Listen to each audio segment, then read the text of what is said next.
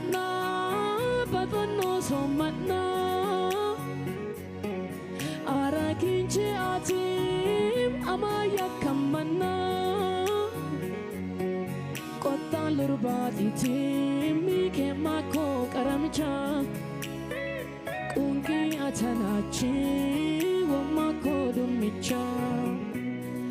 Matsumini wishamcha Bashil hagar galcha Mateyo bevini Anananecha Molata hikite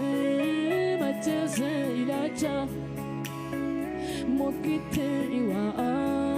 Inuwe dabacha Kigo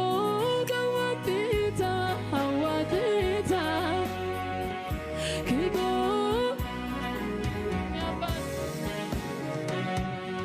Moise idoli harechisita Moise idoli harechisita Moise nana Yeni amlak Abba